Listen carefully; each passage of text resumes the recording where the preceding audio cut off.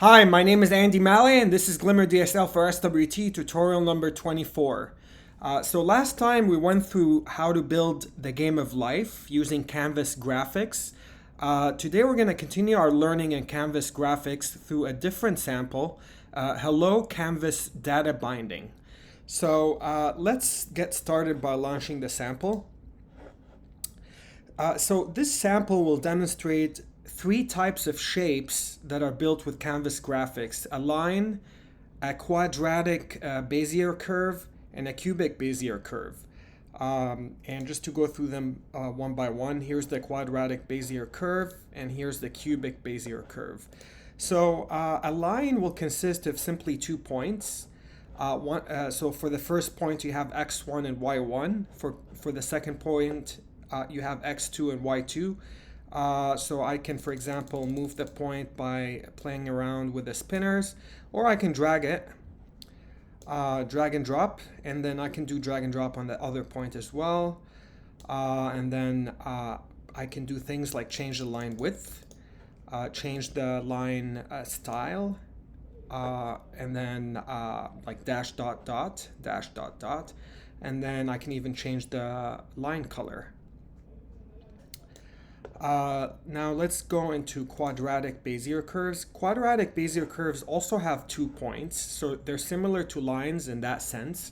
However, they are curves, and in order to curve them, you actually use something called a control point, which is a third point that will basically control how it curves, how far it curves. And this point is actually not appearing on the shape. So this is the shape, it's this curve. The third point usually is not seen. However, we're enabling you to be able to see it in this app in order to be able to control it. So this is a way of controlling, quadratic Bezier curves. I can even drag this point, drag that point, and then I can curve this around any way I want. And as you can see, the values in the spinners are changing as I'm curving around. And again, you could change the line width. You can change the color, maybe, make it less blue, more green, etc. So let's get into cubic Bezier curves next. Cubic Bezier curves give you 2 control points instead of 1, which enable you to have a better control of how to curve the line. So instead of being able to curve the line only in one direction, you can actually split it and curve it in 2 directions. So this control point is above the line, this one is below the line. So you can see you're able to control the curving from 2 different control points. And if I were to point them both in the same direction, then it starts looking a little bit like a quadratic Bezier curve. But still, you still have the second control point, so that gives you control over how the Bezier curves looks like. And again, just like the other sample, the other tab, you can control that, the line width, you can control the coloring, and you can change the pattern, let's just say solid, etc. So the point of getting into Canvas graphics is to be able to compose your own concepts visually. SWT will give you a lot of native widgets like spinners, text fields, etc., labels, in order to enable people to interact with a desktop application for inputting data and then seeing data reflected back based on their input. However, sometimes you might want to use Canvas graphics to draw your own ideas, and this is why we are covering various ways of drawing Canvas graphics. This sample is mostly focusing on data binding of Canvas graphics, which we'll get to in the code. However, the shapes that you're seeing here, line, quad, and cubic, are 3 very specialized shapes in Canvas graphics. They're called path shapes because they're part of a path. So in a way, you're drawing a path using a line, a quadratic curve, a line, a quadratic curve, or a cubic curve. So this is basically enabling you to draw a path.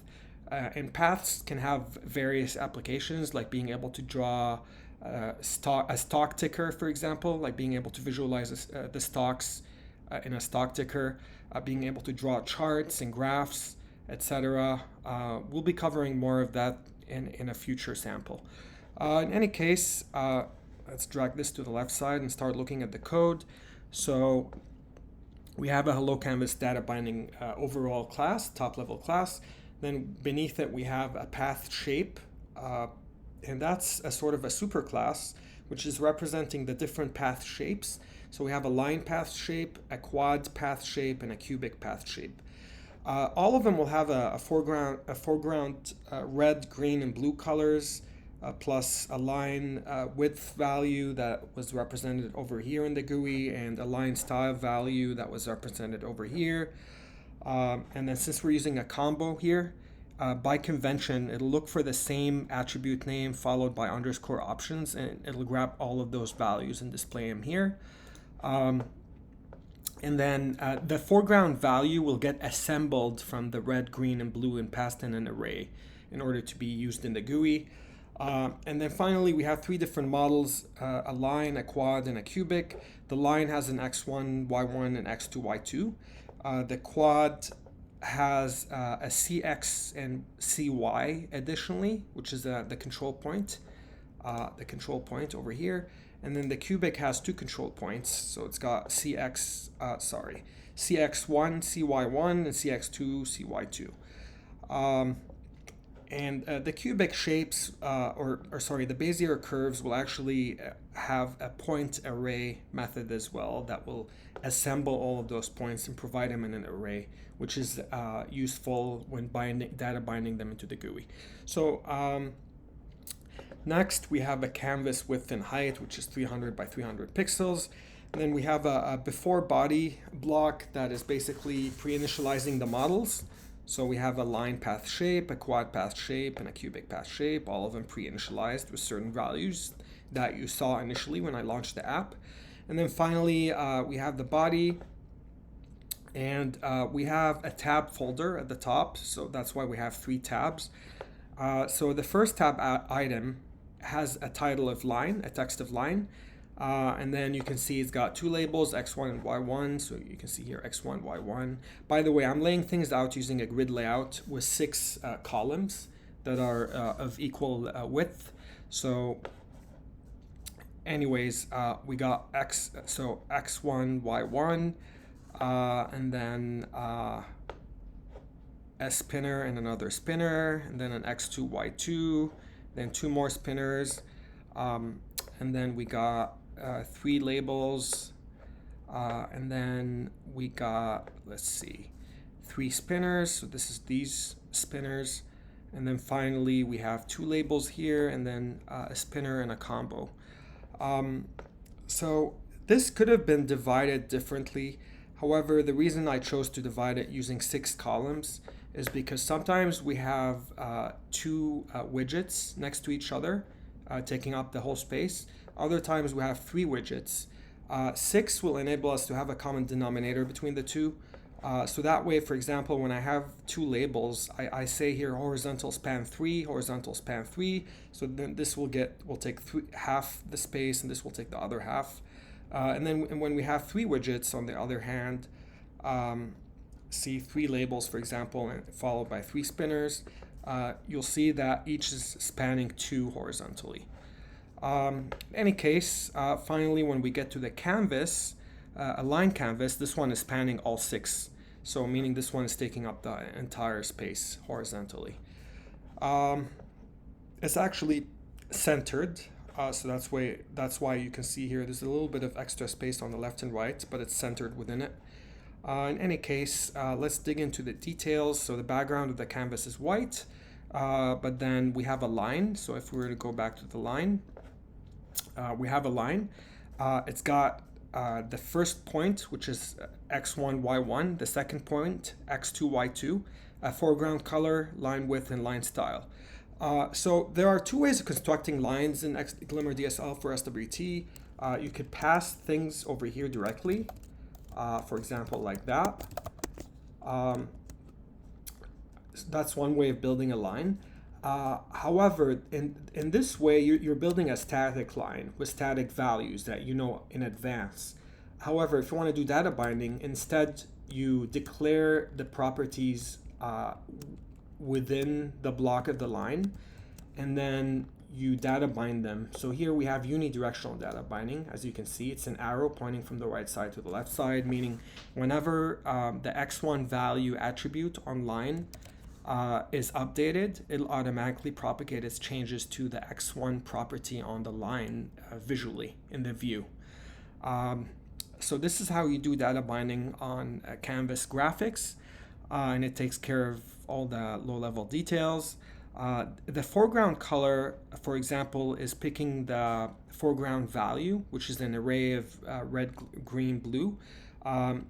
However, this is a computed data binding because it's actually assembling 3 different attributes. What this means is if one of those changes, you want this to change to, and then reflect that change into the foreground color of the line. So that's why we're using computed data binding over here. Line width and then line style are the 2 other properties data bound in the end. Otherwise, we have an oval. Oval means an ellipse or a circle.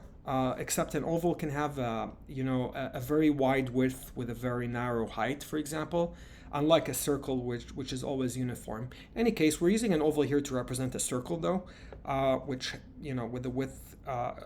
So the width is the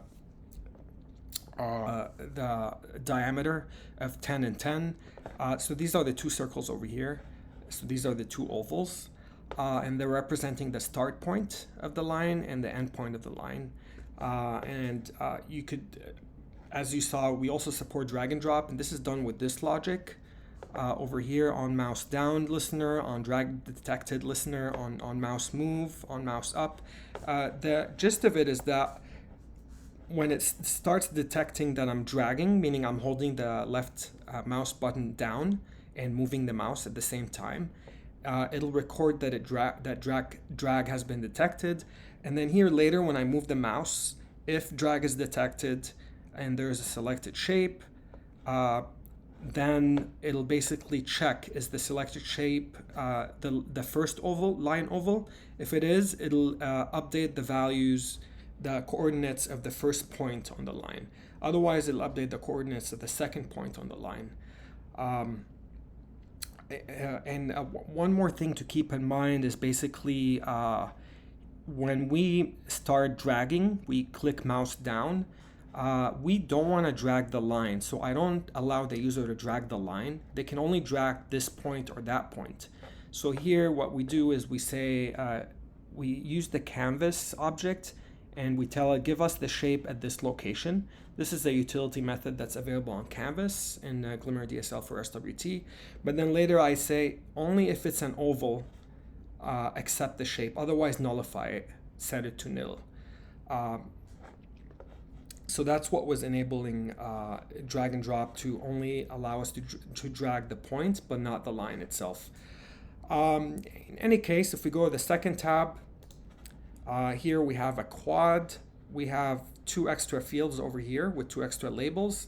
And then finally, we have a canvas, a quad canvas, and it's got a path. And the path has a quad, meaning we're representing a path, and the path is built from a quadratic Bezier curve. It's got a foreground color that is also data bound unidirectionally to the attribute on the model, a line width and a line style. What else? Also we're using computed data binding for this one because a quad is represented by a point array. So instead of passing every property manually like x1, y1, cx, cy, etc., you can just pass the point array all at once in bulk. That's more convenient. So that's why we data bounded to point array on quad, and we ensured it's computed data binding, meaning if any of those values individually change, then we want this data to get updated on the view so that the quadratic Bezier curve changes. The only difference in the logic here for drag and drop is that we're checking 3 ovals instead of 2. The first oval represents the first point, the third oval represents the endpoint, and then the second oval represents the control point. And as you see here, when we're declaring the ovals, the second oval, which is the control point, has a color of dark gray, as opposed to black for the other ovals. That makes it very obvious that it's a control point, not a real point. Real points will always appear on the shape. They're part of the shape, whereas control points are not. In any case, finally, we have a third tab of a cubic Bezier curve. So this one has a second control point, so it's got even more fields. But then if we drag, we scroll down and we get to the canvas code, cubic canvas. Again, we have more unidirectional data binding, and then we have a path object that has a cubic curve within it. So that's how you represent path shapes and Glimmer DSL for SWT. You usually open a path object first, and then a path element or shape, and then within it you nest a cubic Bezier curve. Again, it's got multiple ovals. This time we have 4 ovals. The two ovals in the middle are dark gray. As you can see them over here. And finally, the logic here is also almost the same, except we're checking for oval 2 and 3, and based on which one got changed, we changed the corresponding control point. So that's pretty much it. That pretty much covers it. In order to learn more about Glimmer DSL for SWT, check out the GitHub project.